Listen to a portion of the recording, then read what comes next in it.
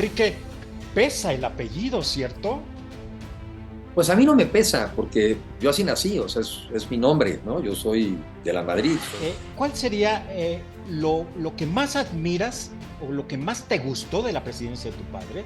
¿Y qué sería lo que criticarías si es que le criticarías a él? Le aprecio su honestidad personal, su honestidad económica y su honestidad intelectual. ¿Por qué querer ser presidente cuando está el país como está, Enrique? Por eso, porque el país está en un momento crítico. He trabajado en el sector privado, he sido académico, o sea, yo no soy una persona que está en la política porque no sé hacer otras cosas, no, sí sé hacer otras cosas, sin embargo, es lo que me gusta y donde creo que puedo aportar más. Pues parece mentira, pero 40 años después, en México todavía existe esta tendencia al revés, de regresar a ese México que nos causó esas crisis, ese México donde el gobernante es el que decide todo. Entonces, yo entiendo que la población votó por un cambio. Lo que es muy decepcionante es que ninguna de esas cosas ha mejorado y este gobierno a toda solución le encuentra un problema. Y ahora voy a cambiar la pregunta, pero originalmente te pregunté si el apellido te sumaba o te restaba. Ahora te pregunto, ¿el PRI te suma o te resta? Mi tema no es el PRI, ¿eh? Mi tema es una alianza de partidos políticos y de ciudadanos para reconducir el país hacia un mejor rumbo. Yo no soy representante del PRI. Un PRI con Alito Moreno, por ejemplo, ¿crees que se pueda enfrentar y se pueda ganar como oposición la presidencia en el 2024? No estamos compitiendo para dirigentes de partidos políticos, estamos compitiendo para la presidencia de la República. ¿No se arrepiente Enrique de la Madrid de haber trabajado con Enrique Peña Nieto?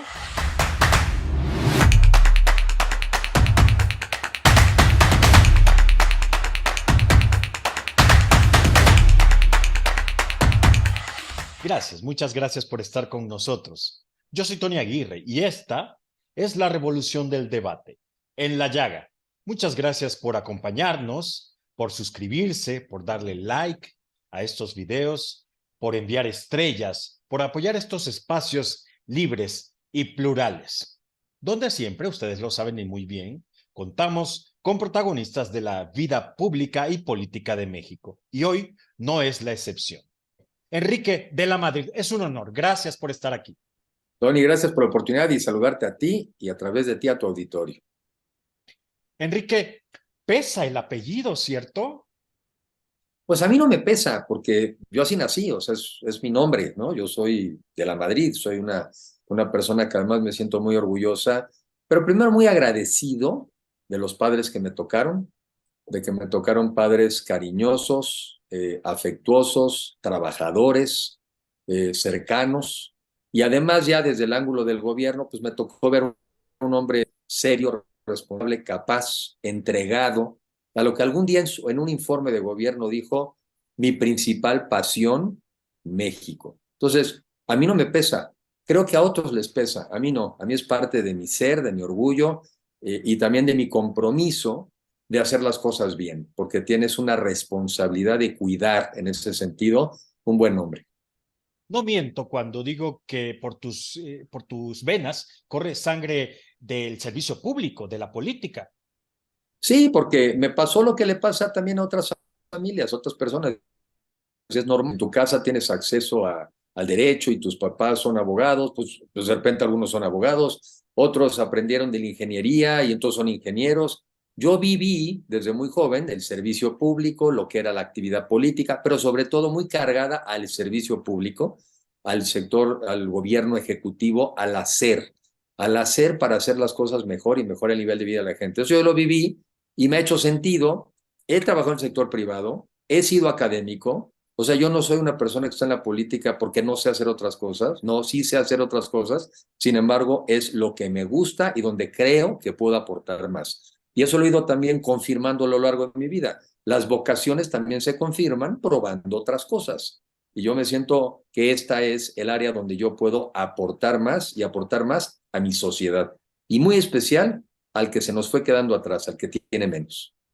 Enrique, yo sé que son dos Méxicos distintos, el que le tocó a tu padre y el que nos está tocando a nosotros. ¿Qué harías distinto de algunos puntos importantes del gobierno de tu padre? ¿Tú qué hubieras hecho o qué harías distinto? Mira, como bien dices, son tiempos diferentes, pero tienen muchos parecidos. porque en ese entonces, en parte, México había entrado en una crisis, pues por no haber entendido el momento del mundo, de los gobiernos anteriores, por haberle apostado en exceso a la participación del Estado, al petróleo, por haber endeudado en exceso al país, por buenas intenciones, pero al final del día, por excesos. Y México en ese entonces, ante la crisis, se tuvo que abrir al mundo y tuvo que transformarse y tuvo que cambiar el rol del Estado. Pues parece mentira, pero 40 años después, en México todavía existe esta tendencia al revés, de regresar a ese México que nos causó esas crisis, ese México donde el gobernante es el que decide todo, donde el Estado es el que tiene que definir el rumbo de las cosas, donde los ciudadanos deben de ser súbditos. No, parece mentira.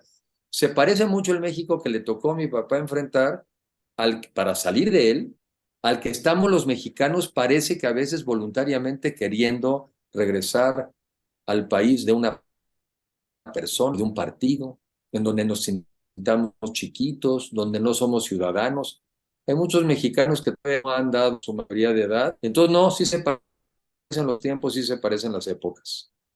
Enrique, quiero terminar este bloque donde estamos hablando de tu padre y permíteme que insista, dada la importancia que tuvo tu padre en este país, desde luego, no todos los días tiene uno la oportunidad de entrevistar a un hijo de un expresidente. ¿Estás de acuerdo? Enrique, ¿cuál sería lo que más admiras o lo que más te gustó de la presidencia de tu padre?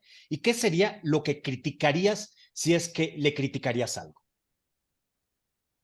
A ver, yo creo que lo que yo más admiro es que haya tenido primero el valor de enfrentar el México en la crisis que le tocó enfrentar, que tuvo el valor de anteponer su prestigio y su simpatía por hacer las cosas que tenía que hacer, porque para eso se necesita tener mucho valor y mucha conciencia, también mucha responsabilidad. Le aprecio su honestidad personal, su honestidad económica y su honestidad intelectual, y sobre todo su enorme sentido de responsabilidad, o sea, saber que estás ahí y que estás afectando el bienestar de millones de mexicanos y que a veces tienes que tomar decisiones difíciles, pero por el bien de los mexicanos. Yo eso se lo aprecio y eso lo valoro. A ver, si me dijeras de matices, yo creo que el mundo de hoy exige mucha cercanía, mucha comunicación, mucha más comunicación que en el pasado, mucha presencia en medios, mucha presencia con la gente. Eso es algo que yo creo que es algo que hoy exigen los tiempos y yo no lo critico con respecto al pasado porque es otro México. Pero hoy, además de hacer lo que dije, ser honesto, ser capaz y hacer las cosas bien, hoy se necesita esto que estamos haciendo, mucho diálogo, mucha cercanía, estar escuchando a la gente. Eso es algo que yo creo a lo largo de los años he ido aprendiendo que hay que hacer. Además de lo que aprendí de esa época, esta otra cercanía, diálogo, escuchar, estar abierto, debatir constantemente, es algo que los tiempos de hoy exigen y que antes no necesariamente se gobernaba así. Totalmente de acuerdo. Enrique, heredamos un México complejo, un México difícil. Si analizamos las cartas credenciales de los suspirantes o de los aspirantes a la candidatura presidencial por parte de la oposición, yo me atrevo a decir que tú eres uno de los más acreditados, porque has sido diputado, porque has tenido cargos públicos y cargos en el sector privado muy relevantes y muy importantes. ¿Por qué querer ser presidente cuando está el país como está, Enrique? Por eso, porque el país está en un momento crítico, y donde además es un momento de definiciones de rumbo de país, porque yo creo que hay que retomar el rumbo. Mira, yo entiendo por qué estamos en el México de hoy y también hoy en día este gobierno actual yo lo veo como un gobierno de transición. ¿En qué sentido? En que estamos en una etapa en donde también estamos saliendo de un sistema anterior, la población estaba molesta y con razón, no logramos generar el bienestar que debimos haber generado, la inseguridad no estaba controlada y hubo casos ofensivos de corrupción. Entonces yo entiendo que la población votó por un cambio. Lo que es muy decepcionante es que ninguna de esas cosas ha mejorado y este gobierno a toda solución le encuentra un problema. pero además nos está llevando al riesgo de un retroceso en todos los sentidos, en los económicos, en los políticos, en la democracia, en el autoritarismo, en un régimen hegemónico. Caray, en el momento donde debiéramos estar al revés, aprovechando el mundo, creciendo la economía, generando empleos, generando bienestar, integrándonos más como mundo. Entonces, yo sí digo, no puede ser. No puede ser que lo que hemos venido haciendo, la parte positiva de muchos años, nos la vayan a destruir. A ver, para mejorar México no se necesita destruirlo primero. O sea, para arreglar el techo de una casa no se necesita destruir la casa. Para arreglar una infección de un brazo no hay que amputarse el brazo. Y este gobierno es de esa filosofía. Se quedaron con una visión un poco arcaica del poder. También yo creo que por eso se han decepcionado. Pensaban que la mera palabra iba a cambiar al mundo. Entonces, ¿por qué? Por eso. Y porque me niego a pensar que nuestro país, que tiene una vocación de grandeza, vaya a acabar en una tragedia. Por eso. Por eso me meto y por eso me interesa.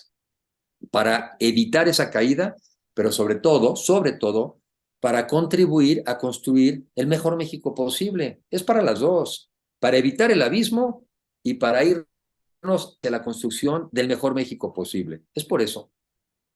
Enrique, recuerdo que tuvimos una charla, una conversación en la marcha del INE, la más reciente. Ahí generosamente permitiste que yo te entrevistara. Yo te pregunté, y ahora voy a cambiar la pregunta, pero originalmente te pregunté si el apellido te sumaba o te restaba. Ahora te pregunto, ¿el PRI te suma o te resta? Sí, porque hay de apellidos a apellidos, ¿verdad? A ver, el PRI tiene, por un lado, muchas cosas positivas que ha hecho a lo largo de la historia, pero hoy en día, para muchísimos mexicanos, es el partido que tiene más rechazo. Eso hay que aceptarlo, eso es verdad. Pero también es un partido que tiene mucha militancia y muchos priistas que querríamos ver un mejor PRI, por cierto. Yo creo que el PRI no puede acabar así su historia. Sería un final muy triste. El PRI tiene que recomponerse, tiene que volver a acercarse a las causas de la gente, tiene que dignificarse y tiene que volverse a ganar el respeto de la gente. O sea, uno no puede vivir de las glorias pasadas, uno tiene que vivir del presente y de lo que vas a hacer hacia adelante. Y en ese sentido, pues a mí tampoco me gustaría que acabara ahí el PRI. Habiendo dicho ese, mi tema no es el PRI, ¿eh? Mi tema es una alianza de partidos políticos y de ciudadanos para reconducir el país hacia un mejor rumbo. Yo no soy representante del PRI, ¿sí? Yo no está en mi mente ahorita reconstruir al PRI, ese no es mi tema, pero a México. Me gusta que el PRI entendiera que tiene un enorme reto de credibilidad, de respeto, y que se tiene que reconvertir para servirle al país como lo hizo durante muchísimos años, lo supo hacer. Pero uno no vive de glorias pasadas, uno tiene que vivir de lo que le vas a entregar hoy a tu país. Pero repito, mi lucha no es el PRI, ¿eh? Mi lucha es el país. Enrique, pero siendo, y me parece muy certero de tu parte, estos actos de autocrítica, estos momentos de autocrítica que no todo mundo tiene, del actual régimen, ya ni hablemos, pero para nadie es un secreto que el PRI ha sido uno de los grandes villanos de la historia de México. Entonces, un PRI con Alito Moreno, por ejemplo, ¿crees que se puede enfrentar y se pueda ganar como oposición la presidencia en el 2024? Es que la reflexión que yo hago, y lo digo genuinamente porque si no, no lo haría, no estamos compitiendo para dirigentes de partidos políticos, estamos compitiendo para la presidencia de la República. Y ahí los mexicanos no tienen que escoger a un dirigente del partido que sea, ¿eh? Tienen que escoger a quien va a ser presidente o presidente de este país. Entonces, si bien es cierto que los dirigentes de los partidos siempre son relevantes y siempre son importantes, la conversación no debe ser esa, ni debe ser el pretexto de ningún mexicano para no involucrarse en la decisión del rumbo del país. No, no es el tema, no es el tema. Y ayer yo lo platicaba en algún lugar, los partidos se van a tener que reconvertir, reconstituir, pero lo vamos a hacer, lo tenemos que hacer a partir de la posibilidad de que tengamos un país. Porque si no, o sea, si no nos preocupamos de la parte más importante, nos preocupamos de las partes, se nos va el país, ¿eh? Y lo que yo digo que hoy en día está en juego es el país. Ahí es donde yo estoy focalizando mis energías, ahí es donde yo estoy haciéndole ver a la gente que la discusión ya está en otro nivel, ¿eh? estamos a punto de entrar en algún proceso de selección donde a quien va a seleccionar es para el cargo de presidente, por cierto, de gobernadores, de congresistas, de senadores, de diputados, de presidentes municipales. Nadie está ahorita en la discusión nacional sobre las dirigencias de los partidos. No vamos a elegirlos, no vamos a votar por ellos. Eso no es lo que está en juego. Estoy de acuerdo contigo. Sin embargo, bueno, son voces públicas, ¿no? Que representan a los partidos y son muy visibles, sin lugar a dudas, para bien y para mal. Enrique, decía yo hace un momento que sin lugar a dudas, y no son cebollazos, es que hay que revisar tu biografía para saber que eres uno de los suspirantes más acreditados rumbo al 2024. Ahora bien, eh, imaginémonos este escenario. Está Enrique de la Madrid como candidato de la oposición. Estamos en un debate y seguramente tus contrincantes van a sacar aquello de que tú trabajaste junto a Enrique Peña Nieto, un gobierno que no tuvo un feliz término. ¿Qué responderías a una crítica así, Enrique de la Madrid? Sí, como no. Bueno, a ver, yo he trabajado en ese y en otros gobiernos, incluyendo uno del PAN. Y lo que dice Enrique de la Madrid es que lo que le han encargado a Enrique de la Madrid lo ha hecho bien. En el caso concreto de la administración pasada, fui secretario de Turismo y alcanzamos ser el sexto país más visitado. Ahora que repasé algunas cifras, crecíamos en esa administración, crecíamos al 10% el turismo anual. El empleo, crecía 3%, 3.3% cada año, o sea, el doble de lo que crece la población. O sea, la tarea que nos encargaron la hicimos muy bien, como hemos hecho las otras tareas, porque lo hemos hecho con honestidad, porque lo hemos hecho de buena fe, porque lo hemos hecho en coordinación con el sector empresarial y los trabajadores del sector, porque lo hemos hecho pensando en el bien del sector. Y lo mismo hice cuando fui director del Banco Nacional de Comercio Exterior, donde también aumentamos los créditos, apoyamos las exportaciones, obviamente de esa manera le ayudamos a la gente a ampliarse. Entonces yo lo que les digo es, lo que me han encargado, yo lo he hecho y he cumplido. Si me encargan la máxima responsabilidad, yo cumpliré, como he cumplido en todas en las que he estado. ¿No se arrepiente Enrique de la Madrid de haber trabajado con Enrique Peña Nieto? No, porque además yo no soy de estas personas de hoy que creen que todo es blanco o negro. Pues no sé dónde viven, han de vivir ahí han de ser perfectitos. Hay muchísimas cosas que en el gobierno pasado se hicieron bien, que incluso hoy estamos defendiendo. Fíjate, si todo lo que hizo el gobierno anterior fue terrible, ¿por qué entonces viene el reclamo de parar el tema de la reforma energética, que es una tontería? O sea, parar la reforma del gobierno actual, pues sí había que pararla porque la pasada estuvo bien. Nadie recuerda que cuando se hizo la reforma de telecomunicaciones en el gobierno pasado, bajó 40% el precio de los celulares, 40, ¿no? De eso nadie se acuerda. Siempre dicen que además los gobiernos pasados son horribles. Entonces, ¿para qué defendemos el INE si lo hicieron los del gobierno pasado, que son horribles? Pues ahí andamos defendiendo el INE. Entonces, no, los mexicanos ya aprendieron que muchas de esta historia simplona de que todo el pasado estuvo mal, no es verdad. Hay cosas del pasado que vale la pena rescatar, seguramente hay cosas de hoy que vale la pena conservar y hay que construir hacia adelante. Pero no, yo me siento, agradecido de la oportunidad que a mí me dio y yo creo que muchas cosas de ese gobierno fueron positivas, pero sí hay que aprender en la vida que muchas veces los defectos y los errores sí borran las cosas buenas que hiciste. Otra lección para apuntar hacia adelante. No siempre hay que fijarse en meter goles, hay que fijarse en que no te anoten goles. Muy buena frase, déjame. Bueno, esto queda grabado y desde luego ahí la apuntaré bien. Oye, Enrique, yo quiero agradecerte infinitamente tu generosidad, tu tiempo y que atiendas a estos medios digitales libres y plurales, sí incisivos, sí críticos, pero libres al fin y al cabo. Enrique de la Madrid, pongamos otro escenario. Llega el día que tenga que ser y el candidato ya es presidente electo y ya va a ser presidente de la República. Pongamos en ese escenario a Enrique de la Madrid.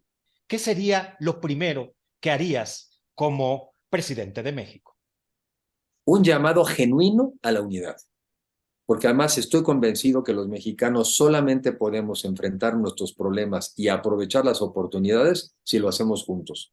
Y los mexicanos somos gente de bien, la mayoría.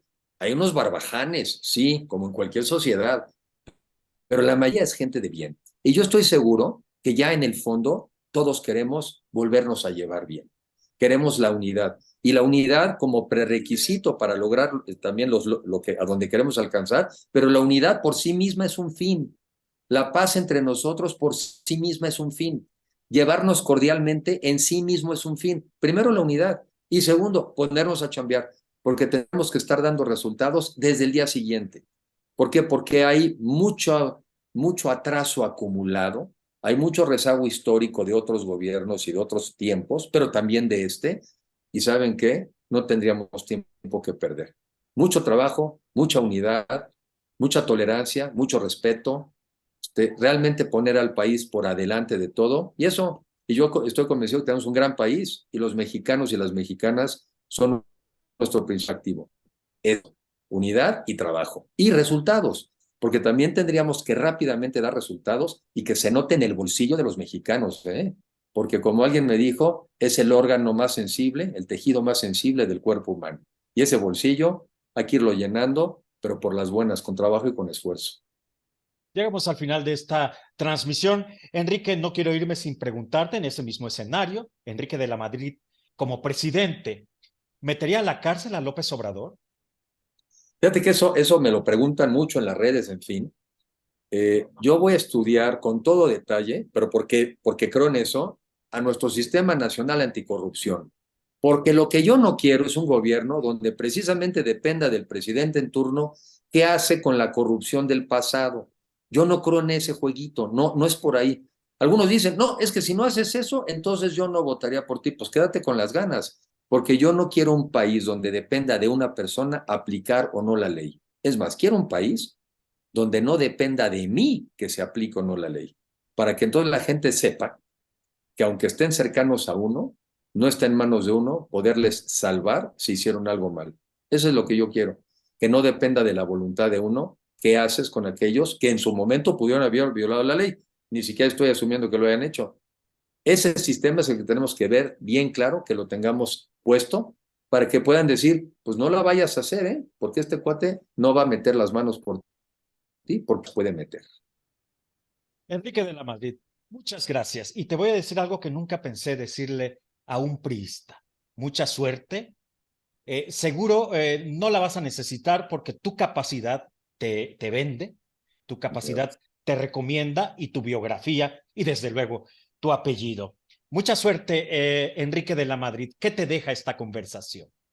Me deja esto, primero te aprecio tus comentarios generosos y me deja este sabor de que entre mexicanos podemos y debemos hablar y no nos dejemos polarizar. Y estoy convencido de que de diferentes puntos de vista, cuando nos conocemos y nos tratamos, siempre encontraremos más encuentros que desencuentros. Eso creo, eso vivo y te agradezco tu comentario además y la oportunidad de participar en tu medio. Gracias, muchas gracias a Enrique de la Madrid, un suspirante, aspirante rumbo al 2024 por parte del PRI, por parte de la oposición, con auténticas y verdaderas cartas credenciales, haciendo honor a la verdad. Gracias, Enrique. Gracias a todos ustedes por compartir esta información, por darle like. Por favor, compártanla con sus amigos y familiares, porque es información de primera mano con uno de los protagonistas de la vida pública de México y en una de esas, el presidente de este país. Esta fue la revolución del debate en La Llaga. Yo soy Tony Aguirre. Hasta la próxima. Gracias.